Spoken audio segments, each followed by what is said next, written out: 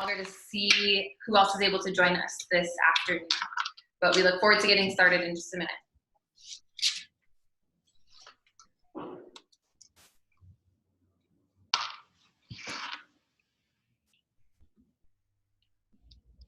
We're joined here today by some amazing panelists and myself, in addition to my colleague Ethan, and 30 more seconds before we get started. We see a few more people are trickling in here.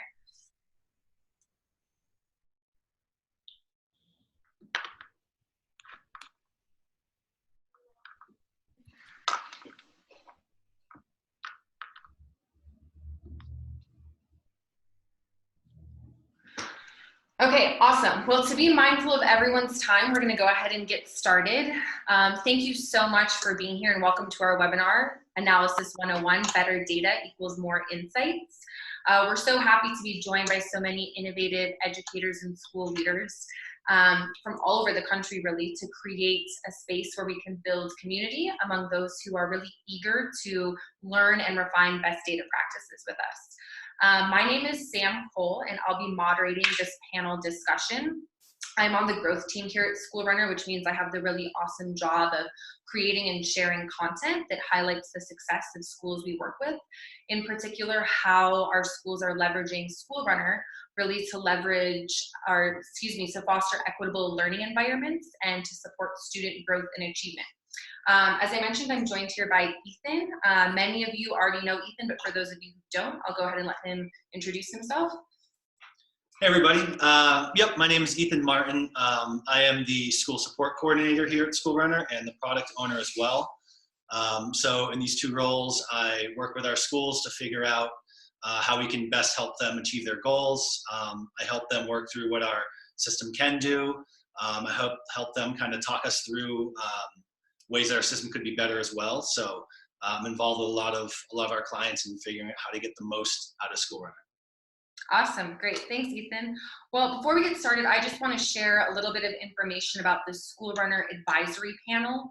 The Schoolrunner Advisory Panel is made up of users like you who offer us their thoughts and insights to help us continuously improve your experience with Schoolrunner's platform. We know that we've always gotten our best feedback from users, so we decided to really formalize that this year with our advisory panel. This webinar is the first of many events that we'll be facilitating where we get to hear from the advisory panel on what they want more of from Schoolrunner, and then we get to bring that content to a wider audience of Schoolrunner users.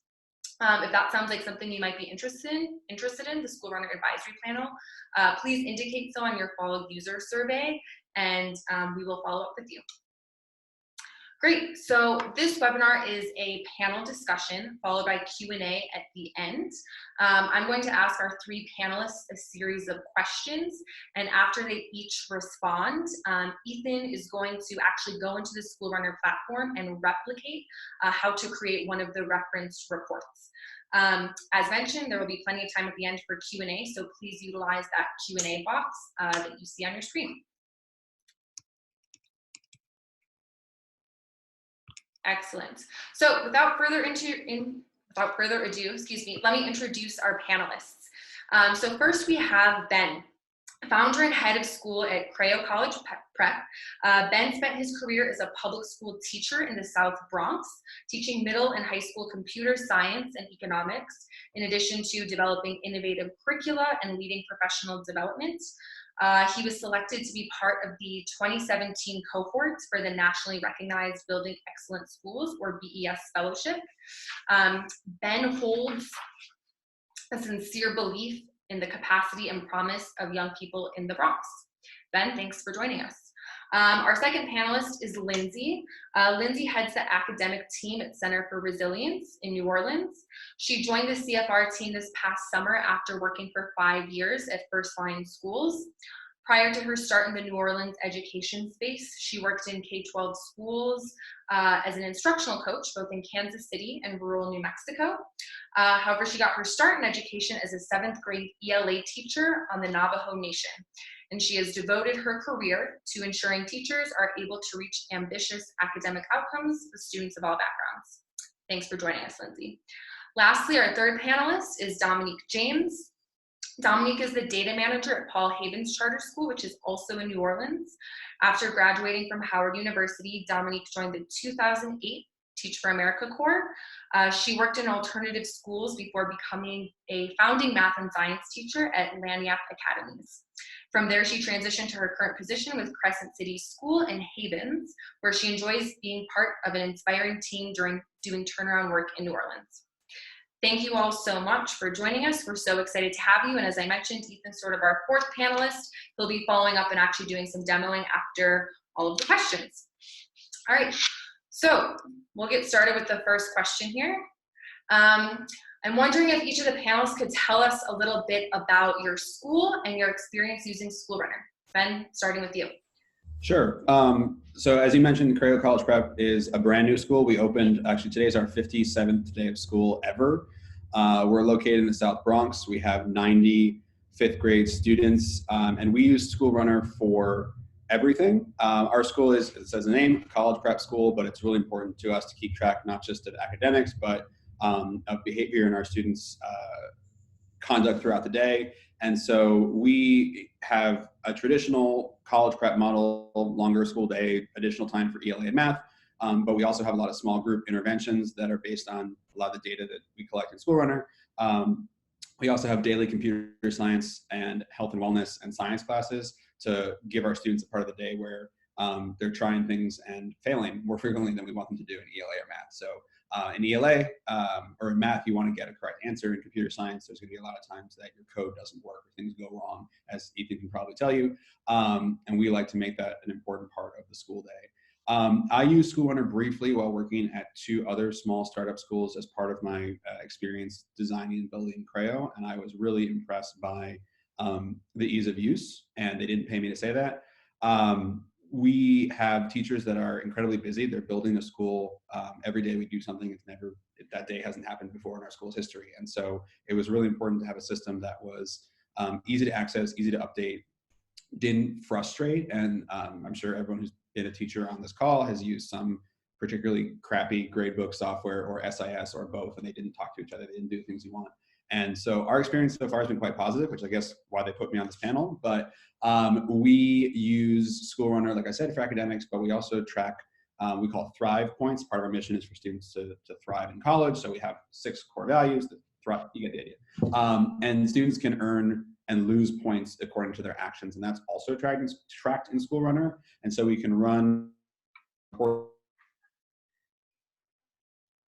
impacting academics, where their behavior is helping, that we can leverage that as a good relationship with the teacher, or teacher is able to see them shine in a particular way. Can we use that to help them grow in their other classes? Our students came from, and I can stop talking very soon, but our students came from 70 different schools across the Bronx, and we only have 90 students. So we had 70 different ways of doing school, and it was really important to us to have one coherent, clear vision for what a day at Crayo looked like. And it was really helpful. There's a lot of things here that we're doing to make that really clean and simple, but it's helpful to have a piece of software that's, from my teacher's point of view, there's only one app they use to deal with student data, whether it's attendance or grades or behavior, and everything that they do, parent communication, all of it goes through one portal. And we do a bunch of stuff on the back end to make sure that's clean and easy, but for teachers, it's really, really simple, which means that they actually use it consistently. Awesome, great, thanks, Ben. Lindsay. Hi. So I work at the Center for Resilience, which is a trauma-informed therapeutic day program for students with pretty moderate to severe behavior or emotional disorders, issues. So most of our students either have a diagnosis of emotional disturbance or other health impairment. All of them have an IEP. We have 31 students enrolled currently, but we do rolling admissions. So we take referrals from a kid's homeschool. So after they've tried an FBA and a BIP, and they're finding that the school is not the student's least restrictive environment, that's when they're referring them to us. And so we actually have 4 new students coming on in the next few weeks. So our numbers are kind of always in flux. We are in our 5th year of operation, and so up until this point have only served students in kindergarten through 8th grade. We are now serving students in grades 9 and 10 also, and we're sort of shifting now from startup mode to sustainability mode, which has really necessitated clearer and more efficient systems.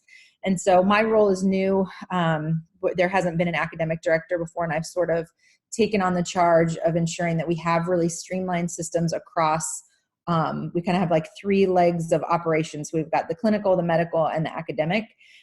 So a big part of my job is making sure that all those systems are communicating, and Schoolrunner has enabled us to put them all in one place.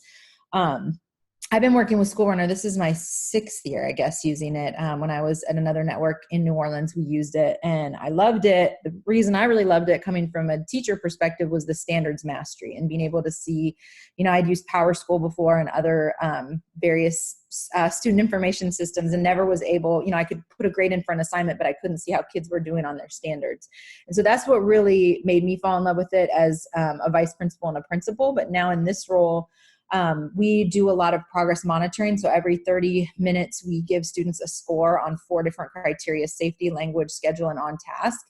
And we not only have to track that for internal purposes, but we report that information out to school partners. And so being able to say, this is how this child is doing on safety, this is how they're doing on schedule, on task, every 30 minutes, and get those averages. So we've actually turned those into standards in Schoolrunner, and upload a daily assessment. And so the thing that I've always loved about Schoolrunner, the standards mastery component, has really translated into this very different context pretty nicely. And our clinical staff have reported that it's much easier to pull data now than in the past when we used Review 360.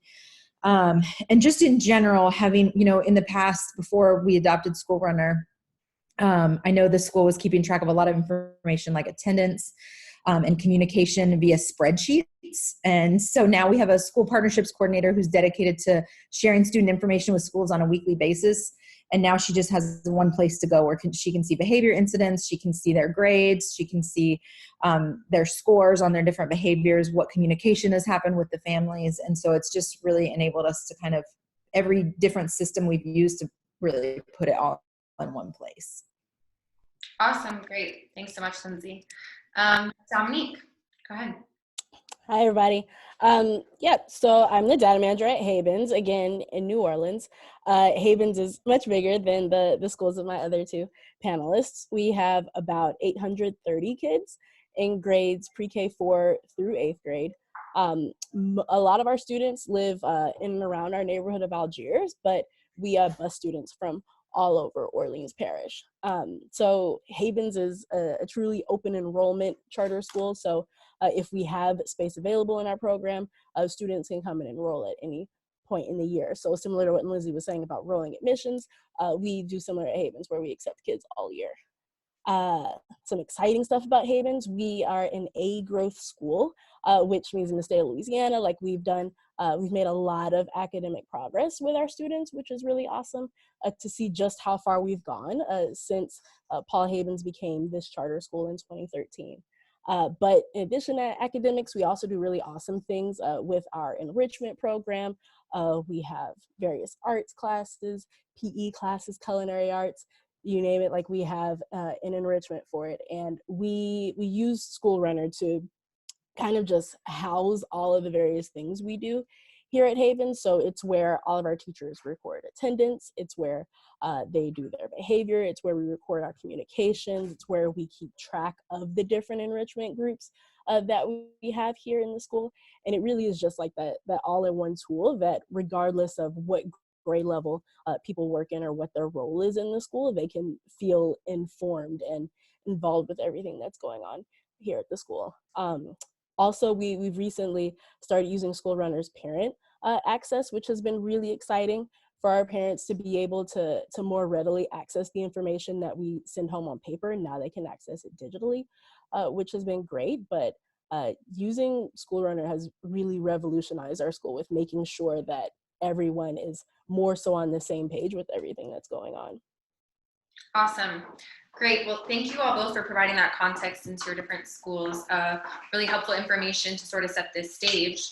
And now we're going to get into just some questions around how you're actually using the analysis tools within Schoolrunner. So the first question that we're going to pose to you, and we'll go in the same order, starting with Ben. Panelists, what is your favorite or most frequently used report in Schoolrunner? Ben, go ahead whenever you're ready. Sure. So this is a recreation of one of our most frequently used, and this breaks out student behaviors by student. And I actually just had it open. I was taking a look at it right now. This gives us a bead on how our day is going. You can get a quick visual read of ratio. So if the blue, in this case, this is apparently not a very good day, but it's also a simulation. The blue is thrive points, so that's students demonstrating our core values. And there's various things that they can get deductions for. We separate out uniform and homework because those aren't the same as choices they make during the school day. And then we have like a escalating system for different interactions students make. But this lets us get at a quick glance, seeing how students' days are going and trying to be more proactive in how we approach middle school, which is really important to us. We want to be not just catching behaviors, but anticipating them and helping students make better choices. And so seeing the sort of trends of somebody's day, we can go and and check in with a student or pull them and see if their day is trending one way or another. And so I keep a version of this report open typically right over here on another screen and just check in to see how the day is going. And this has been really helpful for engaging our students. We also share this with students, like we're keeping track of you and we want to see this. We set goals for the day, for the week. We have some small mentoring groups. We have a boys group, a girls group, et cetera. And so they set goals with each other and we can see them here and keep them accountable. And then this is also, there's a group version of this that's saved on our teacher's dashboard. So when they open Schoolrunner, they see a summary of this as well. Awesome. Great. Thanks. Lindsay, go ahead. All right. This is the report that I referenced that our school partnerships coordinator shares with schools every week. So she's not sending obviously a report with all the kids' names, but kid by kid, the school can see over the week, how did the student do on their custom goal, which is a goal that we create within 6 weeks of them coming into the program, tied to a particular behavior, their language, their on task, and their safety. And the way, I'll just tell you real quick kind of how we put this in. So I created custom language, on task, and safety as parent standards. And then we have child level standards that are those 30-minute blocks of time. So there's a child standard called custom, 9 o'clock to 9:30, language, 9 o'clock to 9:30, and so on and so forth for every period of the day. So we can break it out more than this, but more than anything, what we really want to be able to is identify trends, because they communicate to our kids, families, and schools, where students are struggling behaviorally and where they're doing better behaviorally. And then we sort of set they're not lines drawn in the sand, but we sort of have kind of a recommendation that kids would need to be scoring in the 80s in order to be able to show that they're ready to go back to their home school. And I guess I should say the scores are 0, 1, 2, 3. We have a behavior rubric. And so their staff members, whoever's supervising the child for that 30-minute period, enters a score for every skill or expectation for every 30 minutes. And then at the end of the day, I pull all that data that's formatted the way a Schoolrunner assessment is formatted. I pull that all into an assessment. So there's an assessment uploaded every day in order for us to derive these averages. And this is really helpful for me if I'm sitting down with a kid and saying like, whoa, what happened last week? Your safety score went really down, or, it looks like your language is better, but you're really not producing much work. What are we going to do about that? And it's just helpful information for our clinical team when we sit down and look at progress, and also for our school partners. Cool. Awesome. Tony, do you want to go ahead and talk about this one? Yeah, so this is my favorite report because it's one of our newer reports. But this year with Crescent City Schools, we decided we really needed to streamline and define how we do our standards-based grading. So this report is like a template of the parent and child standards. Lindsay mentioned it. But we needed a clear way for our teachers and our admin to see how child standards fed into parent standards. And so this report I built as a template that could easily be replicated for different courses, just so people can see how many child standards have been assessed for a parent standard, which would then kind of guide their teaching and planning into like, all right, I know I have 4 child standards I need to assess in order to get this like full parent standard. Let me make sure I assess those. Also in the screenshot, you can see that it's toggled to average, which is really helpful because you can see for each child standard, the performance for that student or group with how they did on those child standards. But I also use this report and toggle to the count function. which is really helpful when talking with teachers and staff about how many opportunities we've had to assess some of those child standards, just so we can get a more even playing field with what's being assessed with our student. Awesome. Got it. Yeah, that makes total sense. So I'm going to turn it over to Ethan now. He's going to dive into the platform, and actually you're going to show us how to replicate this report, right? Yep. Yeah. All these reports are great, but in the interest of time, I'm just going to focus on one report per question. So I'm going to recreate Dominique's report here and show you guys how to make that from scratch. So this pivot table looks like what you were just seeing. So what we're going to do here is kind of just build this and figure out how to get from scratch to this point. So the way to do that is when you come to the analysis page, you choose which data set you want to work with. We're going to look at student standard scores. So we have all these other ones, but let's look at how Ethan, we can't see anything. Can't see anything. No, it's just a blank keynote thing. Is that right for you guys as well? Yeah. All right. Go back, click maybe into that one. This is one. Or no, the other one. All right. How's That's this? better. That's great. That's Perfect. All right. Thanks, Sarah. So starting from scratch, we're just going to choose to look at student standard scores. Whenever you see the first thing here on this page, this is really just about how you're going to display and organize the chart that you'll see. It doesn't actually represent what data you are or aren't seeing. So this is really all just how the chart looks. So I'm starting here with the standards-based grading scale since we're looking with standards. I'm going to break out the chart. We have a lot of options here, but I want to look at how the standards are doing. When we get into these other tabs here, and we'll only really need to get into one of them here, this is where we actually determine which information we're looking at. So for this particular report, if we want to look at multiple courses, we can do that. But just to simplify things, let's just choose one course. Let's look at results for quarter one. We could also do quarter two or 3 or 4 if it's later in the year. But let's look at quarter one for this report and then load data. So here's the chart. And again, this is what we determine how it's going to look here based on the chart display. So assigned standards, that's here at the bottom. But what Dominique was showing you all was the pivot table. And when you first load a report, you'll see nothing here. So the way she broke it out was showing the first level of standard, i.e. the parent level. And then to get more detail, to look into the substandards or the child standards for each of these, we can break out this left y-axis here, one more level to standard level 2. So you could theoretically do this with multiple levels. If you had multiple levels, you could load multiple courses, and it's very likely that if you're working with standards-based grading, you have a lot more than just these 4 standards. So you can get as much information on the screen as you want, but limiting to this right here helps kind of really focus on just the couple things you want to look at.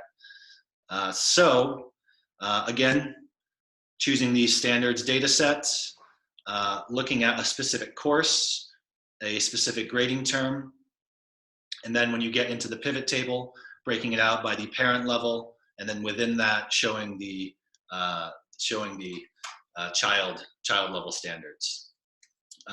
So that's pretty much how you get to Dominique's report. And awesome. Yeah, let's look at some more in a bit. Cool. Okay. So the next question we're going to ask, can everyone see this question here? Excellent. So given that the 3 of you panelists are sort of more seasoned Schoolrunner users and really sort of caught on to a lot of the awesome things that you can do in the platform, we'd like to present this question to you all for some information you can share with the rest of the users joining us. What is one of the most surprising things you've discovered using Schoolrunner's analysis? So if you could share with us maybe a feature, a specific report, or any tool within analysis that maybe you didn't initially knew existed. And Ben, we'll go ahead and start with you if you could just share something about that. Sure. We created a report that or a dynamic group that shows students that haven't had any communication with families in the past week. And that just also lives on everybody's dashboard. So when they open up Schoolrunner, before they even go enter grades or assessments or whatever, we can see if we're doing a good job keeping our families in the loop. And then as soon as people log communication, they drop out of that group. And our goal is to have, we have an advisory system, and advisors should be reaching out to families at least once per week to have a meaningful conversation, whether it's text, email, whatever, phone call. And so this group lets us know. So, it's now Wednesday, getting towards the end of the week.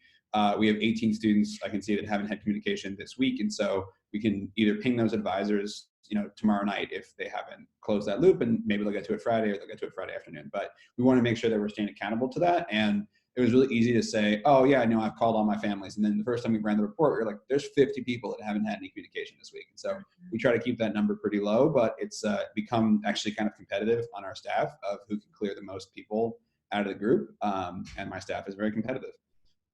Awesome. Cool. Great. Lindsay, what about you? Lindsay, I think you're on mute.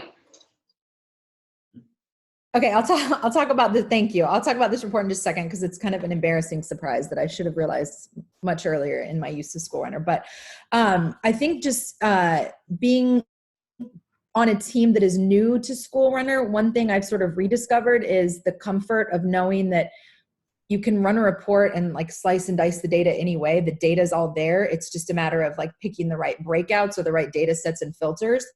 Because I've had a lot of people come to me and be like, oh my God, this data disappeared. Or like, I can only see the stuff for last week. And I'm like, no, it's there. We just have to fix what data set or filter you're choosing or what breakout you're choosing. And I think that's been sort of comforting to the staff who are sort of like, timid and scared when it comes to building a report or messing up a report that I've saved.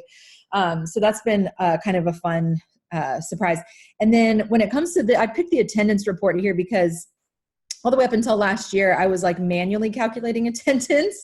And then this year I discovered that there is a really easy attendance report because we want to look at what percentage of our kids are coming to school every day. And given that Schoolrunner defaults to present, sometimes I would have to like subtract the absences, not knowing that there is a really nice, easy report for tracking all the attendance types, including present. So this is a new one that I really like. Cool, thanks. And then Dominique, what about you? Yeah, so I don't have a screenshot of a report for this, but a discovery /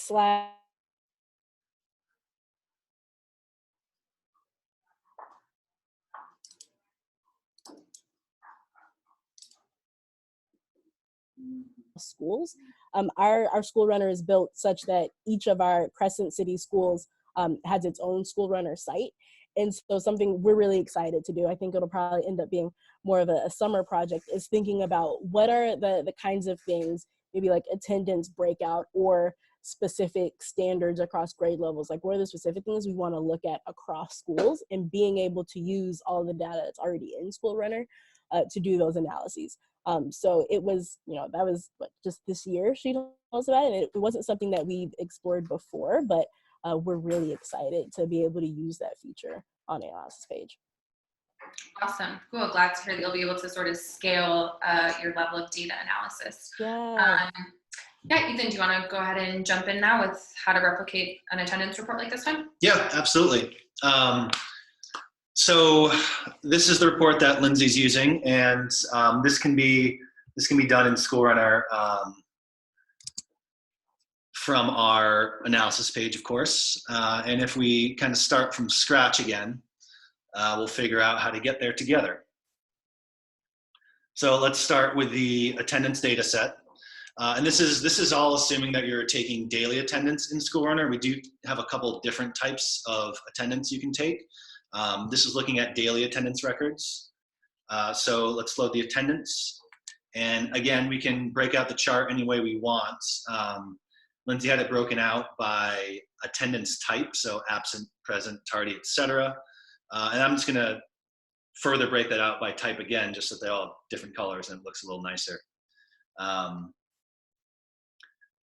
But what we have here is an overall breakdown of which attendance codes kids are getting. So at the moment, we're looking at all attendance data for the entire year. So about 89% of kids are present every day. And then we have a couple smaller categories here, absent, tardy, in-school suspension, out-of-school suspension. This is all, of course, unique to your school and depends on whatever codes you guys want to track at your school. We could also filter this down to a particular quarter again, if we just want to look back at quarter 1 and see what the overall trend was. It looks very similar, but as we can see, the attendance rate is a little lower, 82%. So we already know that's gone up in quarter 2. That's great. So this is a pretty good one.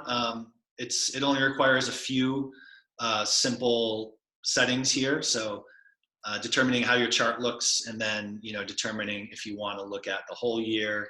If you want to just narrow it down to certain attendance types, we can do that.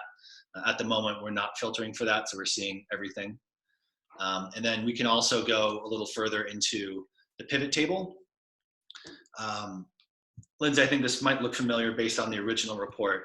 And this is certainly more doable at smaller schools without as many kids, but you can break it out by students, list them all on the left, and then we can see how many of each type each student has had by putting the attendance type on the left. So for quarter 1, we can see that our example students here, Gregory Mott, Cedar Rhodes, they have the most present records. If we want to look at which kids are getting in-school suspension the most, we can do that, and we see Carly Riley, Ariana Morrison. And then another helpful way of looking at this is to toggle these function buttons here. And this is something Dominique mentioned on her last report as well, looking at the count of records, and also looking at what percentage of each student's attendance is represented by one code or another. So Ariana's only getting a normal present code 65% of the time, 20% of the time it's in-school suspension, not great. But again, we can filter up, we can filter down, and see who's scoring the highest attendance percentage in whatever data you're pulling here.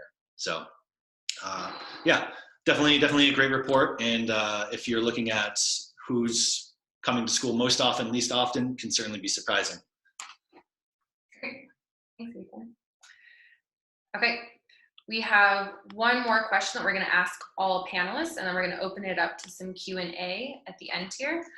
But this question is really important because here at Schoolrunner, we really pride ourselves on supporting our schools and leveraging the platform to really examine their schools and their systems through an equity lens. So the question we'd like to pose to the 3 panelists are, if you could sort of just give us, a brief definition of equity. I know that's a big, heavy word, but then explain to us a little bit how has Schoolrunner's analysis empowered you to examine the systems and structures across your school with an equity lens.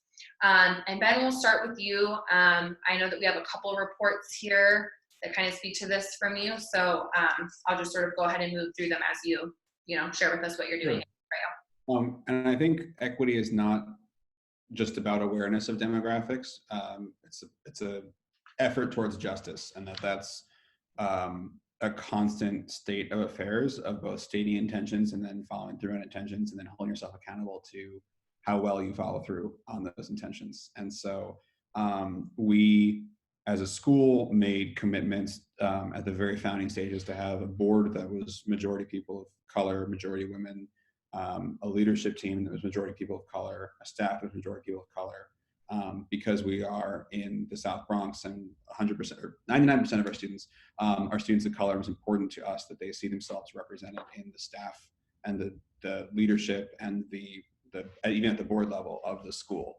And when it comes to daily interaction with the daily life of the school, we want to be aware of various intersecting identities that our students brought in. And the ones that Schoolrunner collects are things around, so here's L status, whether or not students have an IEP, race and gender, that's reported by students and families. And so we want to be always looking at, as much as we can, how can we slice and dice this data to see if we are being disproportionate, inequitable in how we both praise and recognize student behavior, student achievement, or recognize student choices that go, we say, contrary to our values. So if a certain teacher is dishing out consequences and they say, well, these students are violating the school values, but all the students they give it to are Black boys, that's not equitable. There's an issue there that is underlying why that teacher is giving out those consequences, and we can highlight and start to do the work of unpacking that by collecting the data. And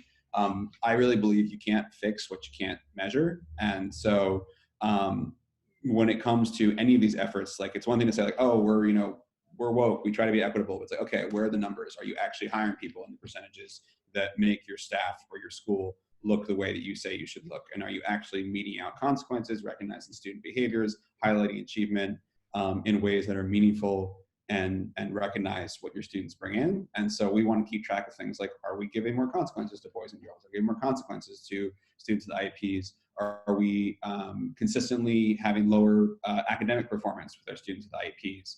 Are we seeing attendance disparities across these subgroups? And so the ones the reports that the sample reports here, I think, are just L, IEP, gender, and maybe race. And that's been helpful. One of the things we're really proud of is we have a higher SPED percentage than our host district, which is unusual for charter schools in New York. And we've retained those students so far, 57 days. So we'll see how great we are at that. But it's really, really important to have this data here that stares us in the face every week. We also break out by teacher for grades and culture data. So are you giving out the same consequences in your first period class and your fourth period class when you're a little bit more tired? And we can have those conversations.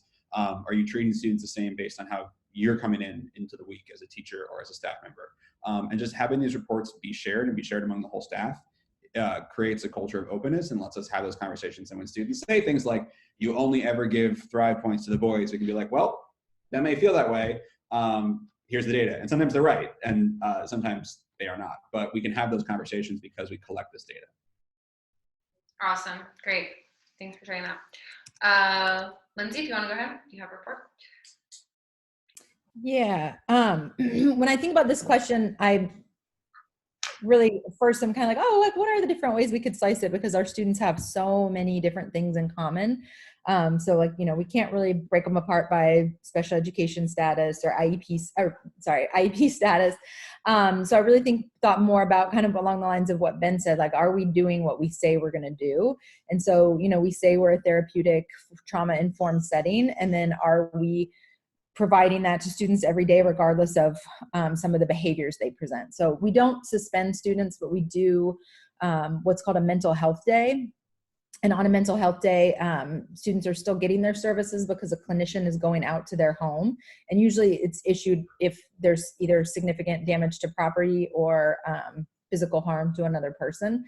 But this really helps us kind of check in on, are we distributing those consequences fairly? Are we doing it out of emotion? Are we doing it, across gender, equitably? Are we doing it across different age groups? Like, are we harder on our big kids than we are on our little kids?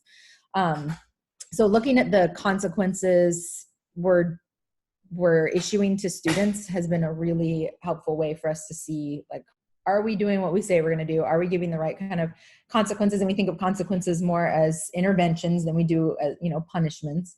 But are we issuing those fairly? Is how this report has really been helpful for us. Awesome. Great. And Dominique? Yeah, so I think both Lindsay had been really summarized how Schoolrunner can be so powerful in analyzing what we do as schools to make sure that we're serving all students equitably. So here at Havens, like I said, we have about 830 students, so a variety of students with a variety of different backgrounds. We have a very high SPED population, and so when we think about what we're actually doing to support all of our students and making sure we have in place all of those interventions and the like for our students. Schoolrunner just helps so much with that. We're able to, like on an academic standpoint, really look at how we have our students grouped, what kind of progress are they making, building dynamic groups to be able to follow certain students with interventions that are in place, so teachers can analyze their practices and what they're doing. And then, in terms of thinking about behavior, kind of what Ben was saying, like looking at the ratio of positive reinforcements versus negative consequences. Is that on a level playing field? Are there different subgroups that are being impacted in a disproportionate way? I think the fact that Schoolrunner kind of has an open platform against a variety of information just makes it easier for our staff and our directors, when we're having these conversations, to look at what the data in Schoolrunner is telling us, as opposed to just going off of something that's emotionally based or just like casual observations. Because right, like I see like Lindsay nodding her head, like we all know, working in schools, like there's so much that you observe on a day-to-day basis and you get caught up in that day-to-day flow. And it's really helpful in Schoolrunner to be able to, think about what issue are you trying to address, or what supports are you looking at to ensure that they're happening in a place, and like actually take a step back and look at what the data is, as opposed to just kind of having like a gut reaction to things. And so Schoolrunner is just very powerful for that.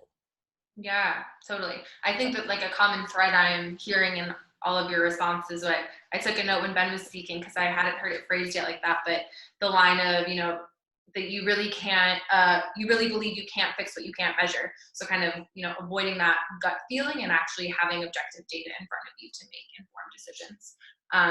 So Ethan, do you want to jump in? I think you're going to show us how to recreate some of the reports Ben showed.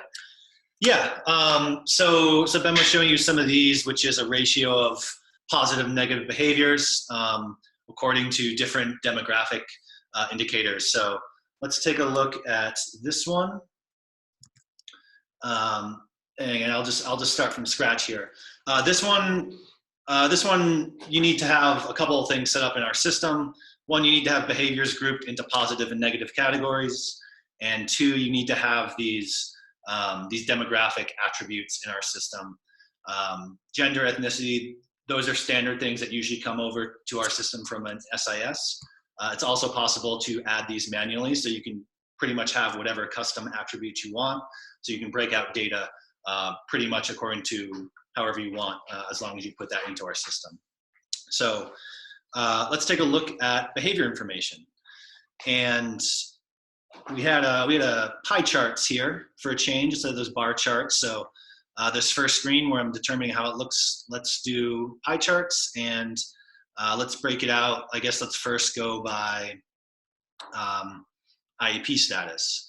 So we know what the chart's going to look like, but we want to make sure we're looking at the right data. So let's make sure we're looking at deposits, so positive behaviors, and withdrawals. So these are all the individual behaviors that we've grouped in Schoolrunner under the withdrawal heading and the deposits heading. So we could do it for the whole year. We can do it for a particular quarter. Let's look at the whole year.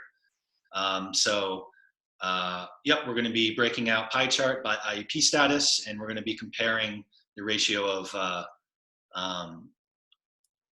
actually we want to do behavior group. Yeah, we want to do behavior group, and then we'll do IEP status.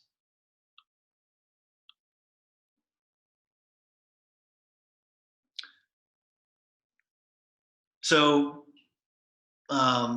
we have withdrawals between, let's see, those who, I did this backwards. We're learning here.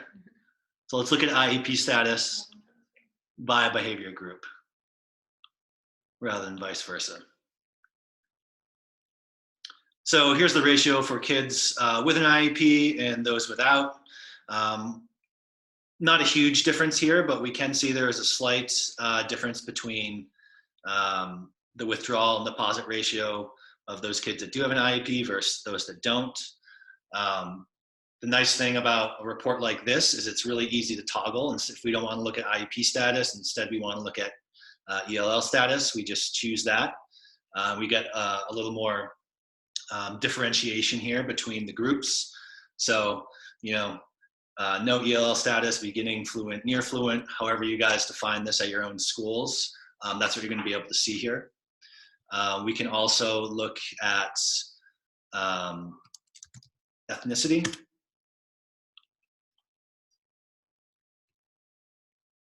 Caucasian, Black, African American, Asian, 2 or more races, all of these that we have in the system. Again, this is defined by your data, so however you organize this, that's what you'll see here. So this is really great for getting kind of a wide view of how these positive to negative behavior ratios are, how they're shaking out for different types of student ethnicities and other demographic indicators. We'll just quickly go through gender as well, since that was another example we looked at. But again, we're looking at all the same data. That's, again, the positive and negative behaviors. We're just breaking it out different ways. So pretty even. That's a good one. I guess that's what we want to see. Yeah, awesome. Cool. Thanks, Ethan. I think we're now going to turn it over to our participants to ask some questions of the panelists. Turn this over. Okay, so I'm going to sort of moderate and filter in questions as they come in. But one question that we had, this is sort of directed towards all panelists. Who's looking at these reports? And in particular, Ben, you mentioned that there were a few that you have sort of like up on your a monitor kind of at all times that you're looking at. Do your staff tend to have access to all of these reports that you all were mentioning, or who's looking at these reports? Yeah, we did a PD 4 weeks ago. We walked through creating these sort of back pocket reports to have the one around parent communication, and then people broke it out. So we have advisors as a student attribute in Schoolrunner, so they can filter that down just for themselves. They can see their kids that they haven't contacted in the last week. But generally, we're not hiding any of it. We want our teachers to see it. We want it to be open, and we're also tiny. So there's not like a there's not a data manager. That'd be nice. We don't have any of that. So everybody kind of does everything and has access to everything. Cool. Awesome. Lindsay, Dominique, do either of you have any response to that in terms of who are all the reports that you talked about being shared with?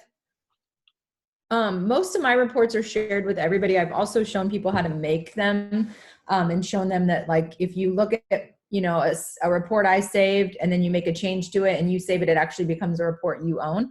But I made, just in the beginning when people really didn't know much about how to do analysis, I made a report for every child so that you could see their averages over the week. So, and that's been really nice for me too. Like, I can just easily go and click on, one student and see their data really easily without having to go to all the trouble of making a report. So most reports I've created this year, I've shared with almost everybody. Yeah, with the report that I talked about explicitly, the one with parent and child standards, this year I shared it with our team leads and our directors of curriculum and instruction, just because they're kind of like the first line in having conversations with teachers about data meetings. And then as we kind of move forward in the year, as people get more comfortable with this, with our updated way of doing grading, like the hope is that more teachers will be able to access those pre-built reports, because I think there still is a little bit of like, there's so much you could do on the analysis page, I don't want to break anything. So I think like a first step to kind of ushering people into using it more is to have reports that are already built and accessible. So yeah, the one report I have, like DCI, our directors and our team leads, and then from their teachers access what's already built. Cool. Great. Sounds like lots of transparency across the board. Yes. So one participant is asking about, we didn't really dig into it in this webinar, and perhaps we will in a later one, but we have some people who are curious as to how, if at all, you are leveraging the student and staff dashboards to do some similar types of analysis. And again, this question is directed at all panelists, so anyone feel free to jump in. Yeah, I can talk about the student dashboard. So We, at the beginning of the year, we use the student dashboard a lot in terms of our enrollment fluctuations with students, how many students there are in different homerooms, which really helps on the beginning of the year, like as we get new students assigned to us to kind of keep our homeroom counts even.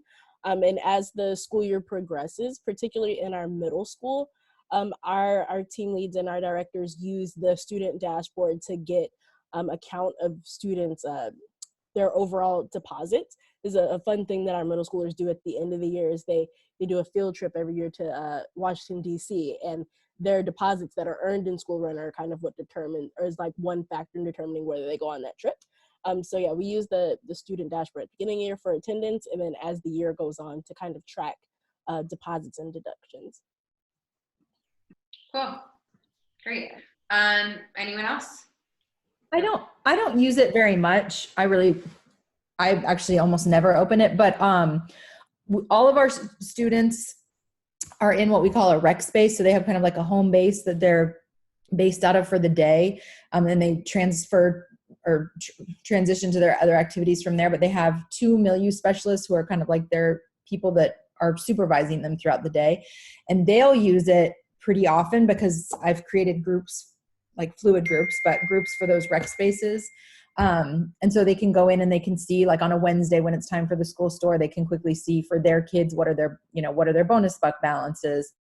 And it's helpful too for clinicians, especially to see like if a kid has, those red stripes across their little box for communication that, oh wow, like a clinician hasn't called in 2 weeks or has called but hasn't logged it, and so they need to log it. So it's not something academic people are using all that much, but our milieu specialists who are like the child care workers and clinicians are using it a little bit more. We use it for our school store and for keeping sort of a bead on what's going on that week, but similar to the other folks here. I look at it also because we do a weekly community meeting where we shout out folks who've earned high points and stuff, and so this is the quickest way for us to pull that data. Awesome. Great. Excellent. I can bring up the student dashboard real quick. Just to give an example, there's a lot of ways you can look at it by grade level, by homeroom. You can also drill down into particular groups to see the members of a homeroom or the members of a dynamic group. And it's really easy to sort high to low. We can't see it, Ethan. Man, yeah.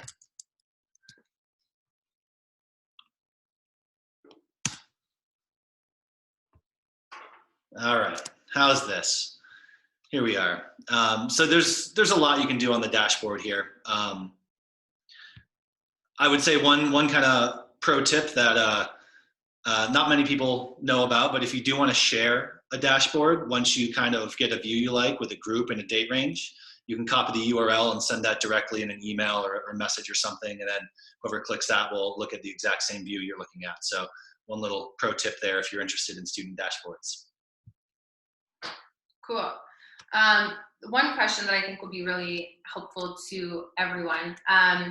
So this person asked, since we're sort of heading into a new semester, in some ways a fresh start, again, directed towards all panelists, is there anything that you learned or discovered in this first semester, maybe even particularly for Ben and Lindsay, since you all are in newer schools, that has, informed how you'll change things for next semester?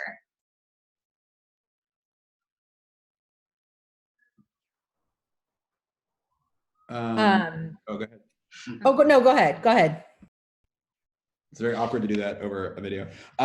We don't have a great system for, I know there is an intervention function, but I need to play with it more to figure out how we're tracking things. Like we have Saturday school, pull out reading groups, stuff that happens during in the Schoolrunner, and then I think adding that to disaggregate data. So we're pulling reports by like subgroup, what intervention students are receiving should also be tracked. So we're seeing like, we are currently not doing all of that in Schoolrunner. And I think it'd be very helpful to figure out how to like take attendance on Saturday school in Schoolrunner and then match that to their performance over time, and then map that against like compare kid quartile at the start of the trimester, then they get this intervention versus kids who don't. and comparing those over the course of a trimester would be really helpful. And I want to learn how to do that. Sweet. Yeah. Happy to. Yeah, I'm glad you said the interventions because I hadn't thought of that, but that is definitely something we want to get better at too. We have technically we have like 3 sites within one site. So we have our elementary, our middle school, and our high school. And our high school does track their interventions, but they don't track consequences. So we need to get more consistent across the board at tracking consequences and tracking interventions and like actually closing the whole loop and saying this was the thing that happened. This is how we intervened. Now it's complete, like the cycle has been completed. And then I think as far as other systems go, one thing we're still refining is how people enter incidents and like norming on what different incident types are. What's the difference between attempted aggression versus aggression? Because we report our information to schools, we have to be and we have to be HIPAA compliant because this is a clinical program. We have to think really carefully about how we do the narrative part of our incidents. So those have been kind of the big things that have come up.